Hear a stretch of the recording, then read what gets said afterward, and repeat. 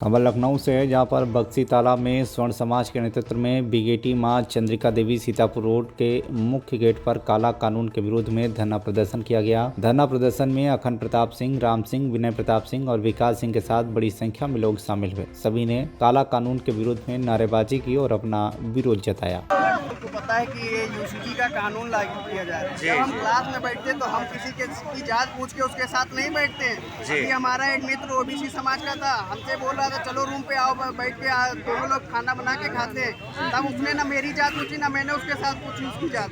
आज ये कानून के माध्यम से गलत तरीके से इसको लगा के फर्जी मुकदमे लगा के, या किसी की मान लीजिए जैसे दो विद्यार्थी हैं, किसी की बनती है किसी की नहीं बनती है, एक अलग वर्ग का है एक सामान्य वर्ग का है।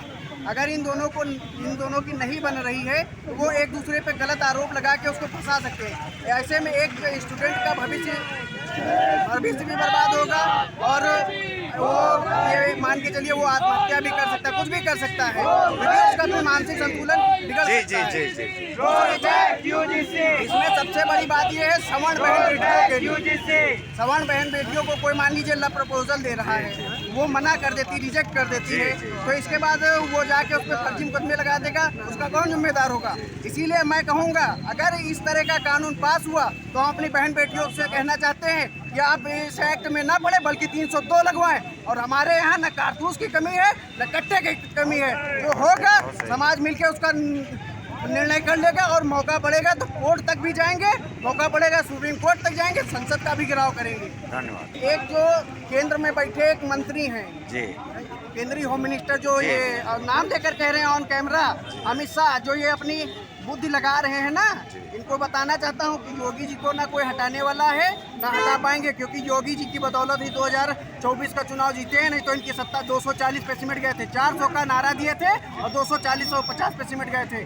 आज भी 50 से सांसद ऐसे हैं जो इस्तीफा देने के लिए तैयार हैं। और वो तो अगर का नारा देने वाली पार्टी अगर खुद बांटने का काम कर रही है हिंदू समाज को, और कितने टुकड़ों में तोड़ा जाएगा, कभी SC/ST समाज में, कभी OBC समाज में, कभी जनरल समाज में। अब जनरल समाज को इन सभी हकों से वंचित कर दिया गया है। क्या हमें हिंदुस्तान में रहने का हक नहीं है, हमें जीने का हक नहीं है? क्या करे आखिर समाज हम अपना विरोध और जब विदेशी आक्रांताएं थी तो हमारे पूर्वजों ने सबसे आगे खड़े होकर उन आक्रांताओं को झेला है।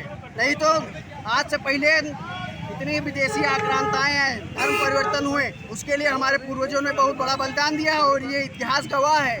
जो लोग सवर्णों का इतिहास मिटाना चाहते हैं उनको बताना चाहता हूँ कि उनका इतिहास एक बार आप देख लीजिए, चाहे गूगल कर लीजिए, चाहे कहीं पर देख लीजिए, चाहे किसी भी किताब में आप पढ़ लीजिए। भारत देश की अखंडता में सबसे बड़ा योगदान सवर्ण समाज का है, और आज सवर्ण समाज को जीने का हक नहीं दिया जा रहा है। आप खुद देखिए आखिर सवर्ण समाज करे क्या। और वाली कौम अब सत्ता के निशाने पर है। इसी के उपलक्ष्य में एक शायरी सुनाना चाहता हूँ। मानव पुरखों ने अछूत कहा पर हमने तो गले लगाया है, अपने हिस्से का दिया दलित को खुद ने बचा है, वही खाया है। फिर भी हम सवर्णों पर तुम क्यों करते हो अत्याचार, फिर भी हम सवर्णों पर फिर भी क्यों करते हो अत्याचार। दलितों ने भी बुरे हाल में आज हमारे घर परिवार छीन ली है, नौकरियाँ छीन ली है, हमने आरक्षण के नाम पर जान भी ले लोगे भले हमसे, UGC बिल के नाम पर जान। बक्सी तालाब से दिनेश सिंह चौहान की रिपोर्ट, TV1 इंडिया न्यूज।